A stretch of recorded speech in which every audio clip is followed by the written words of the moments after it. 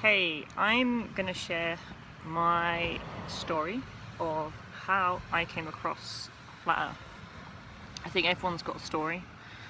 Actually, just what came to me just now is it's much like how all women have their birth stories of how they went through labour. Actually, like everyone's got a story. Every woman's got a story of how they went through that. It's pretty much like that, actually. And so yes, we've all got a story, and I think we should all share our story of how we come across it. How our journey started, how we maybe fought against it, how we finally accepted it and then embraced it, and then it just becomes part of your everyday life. Again, much like a woman goes through childbirth, I suppose it's a good metaphor maybe, is when you're first confronted with it, it's pretty scary. You're not sure if it's something you really want to accept, just like a woman would, you know.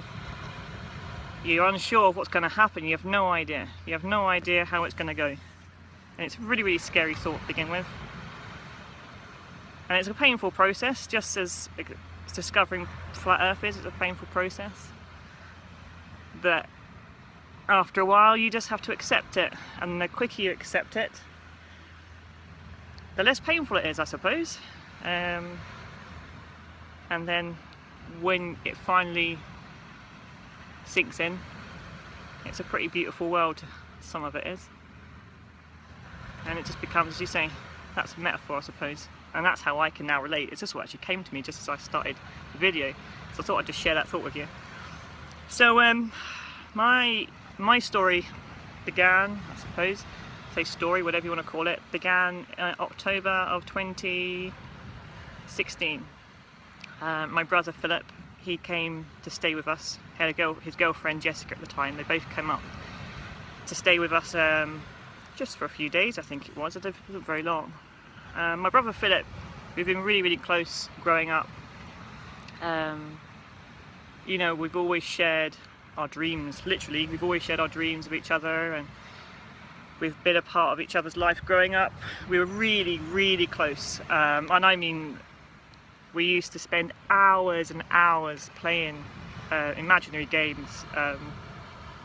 Literally, hours could go by and we wouldn't even know what time it was. So we were really, really, really close. And he's always shared he's always shared knowledge or whatever he's discovered, and I've shared with him. He came across David Icke, and he was the one who pointed me into that direction of looking into him. I really remember him doing that, coming over and saying, oh, you know, look into David Icke, this is amazing. We would sit there for about an hour or so watching a video together. That was years ago, we're talking maybe 8 years ago. I remember him doing that. And then he would come up and talk to me about DMT, say various things. So we've been really close, and he's always shared various truths, and I've always, you know, looked into it. But as I say, I had a huge belief system of, you know, aliens, high dimensional beings, extraterrestrial beings. I actually can't remember how I got into looking into David Wilcock, but I thought he was amazing, brilliant. I mean, he's a really, really cool guy to listen to, really funny. His material was really good, though half of it I really didn't understand. Too many big word salads, as Dell would call them. Too many big word salads. But I liked the content to begin with, and he would have Corey Good on, and hours I invested into that. Hours, days, weeks, months, years I've invested into it. And that was my sort of my life, I suppose you'd call it. You know, that was my belief system, and I even went as far as to say it wasn't a belief system anymore. It was that was my truth. I actually remember saying that to people. I don't believe in it. It just is. I remember saying that to everyone. Oh, I don't believe in aliens. I just know it has to be true. It's more of a knowing. Seriously. I'd be very careful with my words these days, what I say to them. I'm very, very, very careful with what I say nowadays. It seems everything I always say always turns turns up on itself, or whatever you want to call it. So yeah, that was my belief system back for years and years. I invested into it wholeheartedly. So yeah, October last year, October 2016, Philip came up and he goes, "Oh Sarah, I've got to tell you something." "Oh yeah, Phil, what is it?" He goes, "I know you need to sit down, come on, I've got to show you." I was like, "What is it?" He goes, "Well, basically, you've got to look into it, but the world is flat." I said, "What?" He goes, yeah, the world is flat. Basically, that's what people are. I'm not saying it is, but you've got to look into it. What do you mean that the earth is flat? What? So when someone normally tells you that, you either do one of two things. You either laugh at the person, you'll get a lot of people just laugh at you, which is fair enough. Or they'll, go, "What? What are you on about?" To me, I was then trying to visualize it. Trying to visualize this earth being flat. Now I'll just go back a bit and say, I remember saying to people when I believed in aliens, that I remember saying to them, how can aliens not be true? How can you deny it so easily? When a few hundred years ago, whenever it was, people thought the world is flat, but now we know it's not. So I'm eating my words again. I'm thinking to myself, you try to visualize these things, and I was just like, what are you on about? What are you on about, Philip? What? I don't understand. And he wouldn't give me, the full details. He goes, "Well, I can't really explain it, but I'll give you some videos to watch." And I said, "But what do you mean?" And I kept on pushing it. I said, "What do you mean? How can the earth be flat? What do you mean?" Like, I just couldn't visualize. There was no visual, because it would basically like someone telling a Christian, or I don't know even how to explain that God isn't real. You go on to this defensive. No. What are you on about? What? So anyway, he put me on to a few videos. I should have written the names down so I could tell you them. I'm trying to remember a few videos. Eric DeVay would definitely be one of them, but it was another guy. I'm trying to remember his name. I'll maybe put it in the description if I can remember it. And it was a shortish one. Short as in an hour, not hours short. It was still an hour's long. And after it, when you start watching it, your brain starts, and literally my brain started to hurt. There must be a reason behind that, why your brain starts, because you're literally, your actual thinking is starting to be questioned. And I was just like, no, that can't be right, because my brain started going off into tangents, because that would mean, but then that would basically mean all the rest of what I know to be my truth wouldn't be real. No, it can't be. Hours later, and then, so I don't know, about 3 hours later, we was actually meant to go shopping. We never actually got to go proper shopping because I got so distracted and I couldn't get it off my head. So anyway, we did go out in the end to get some food, and I just remember walking around Tesco's like, I don't know, this is, I suppose, like a trance. Seriously, my brain was just not, I don't know how to describe this really. It was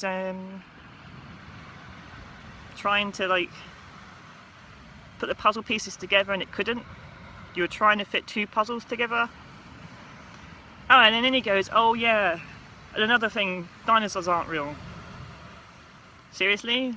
Dinosaurs aren't real? He goes, "Well, yeah." And now this is coming from a brother who used to be so heavily into dinosaurs and Jurassic Park that I felt bad for him, because that, again, he was really, really heavily invested into dinosaurs, and I didn't quite understand that one. I was like, what do you mean dinosaurs aren't real? What?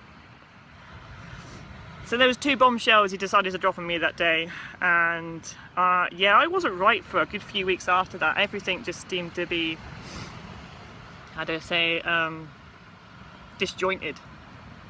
Just didn't, nothing felt right anymore. My bedroom window, you've got big windows and you can look out the sea. Beautiful view we've got of the sea, and it was a daily reminder. As a daily reminder, if you can actually see, you can see it's flat, but you're told it's not. And I'm just here just now, and you can actually see that's a pretty damn flat horizon, I would say. And yep, we're told it's round. So that was back in October, but I wasn't ready to give up my belief system yet. I wasn't ready, and so I held on to and I grasped onto maybe aliens are still do exist. Maybe somehow extraterrestrials are coming to visit us. Maybe David Wilcock isn't lying about everything that he's talking about. Maybe there is a way, maybe he hasn't come across this information yet, and there is a way that I can still believe in that system and the world be flat, because there was no denying by that point. I think it got to about spring, very early spring, and I could not, after all the research, I suppose you want to call it, the blatant obvious research when you look into it, you can't deny it. You can't. You just can't. You know, it's as plainly obvious. Water does not curve. Water cannot stick to an exterior of any shape. You know, that's one of the main ones, and I'm sticking with it. As they say, Dale would say, you know, water cannot conform to an exterior shape. What is gravity? You can't see gravity. It's just a case of mass, something being heavier. So by that point, I knew I couldn't deny it anymore, but I was still wanting to hold on to my belief system. And then, I think it was about 2 months ago now, David Wilcock made this 5-minute video. It was like a 5-minute section out of a bigger video, and he completely flat out denied it. Flat again. And he just says, oh no, it's a government psyop, it's a whole lot of shit. He got quite aggravated about it actually, and I was like, fuck, that's that, you know. I've got nothing. No, that was a bit shit. I was about a week full of letting go of all of it, you know. It was pretty horrible. As I say, you're letting go of a huge belief system that you've invested years and years of your life into, made to think you're stupid, you know. And that is why I feel sorry for people, and that's why I don't get angry at people when they want to carry on believing in the globe system. I mean, I'm quite an open-minded person, I think. Very open-minded. So for somebody that's not open-minded, you can imagine trying to tell them what they've been believing for God knows how many years. They just makes them feel stupid. I didn't like it. I didn't like to be made feel stupid. I suppose I do in a way, which is why I'm very cautious as to what I now take in to be truth. Very cautious. And I'm a lot happier now saying, you know what, I'm okay with not knowing. I prefer to not know rather than just taking something on as truth, or to have a belief system. And that's okay. I'm okay with that. That's actually a more comfortable place to be, rather than living and believing in a whole bunch of lies. I didn't think I'd ever be like that. I thought you always have to have a belief system, but I don't think you do. I see. So yeah, that's sort of my journey. It's been a really rocky, very rocky road. I still haven't, I suppose, come out about it onto Facebook. I suppose coming out about it, but I think I'm just going to start dropping things on my Facebook. I think, as you say, I don't know who it was. Is it John? Was it yourself?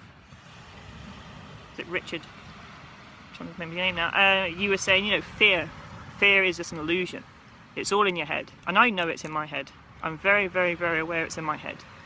But I can't pretend to be something I'm not. I can't pretend to be this hard-backed, unemotional person. I can't pretend to do that anymore. I think I tried doing that for about 6 months, a year, and that's not me. That's so not me. I'm an emotional person, very sensitive. And I think you've got to be true. You've got to be really true. See, look at my eyes. I'm actually starting to well up now just talking about it. Just because you've got to know who you are. To be able to be true to yourself. You've got to embrace who you are.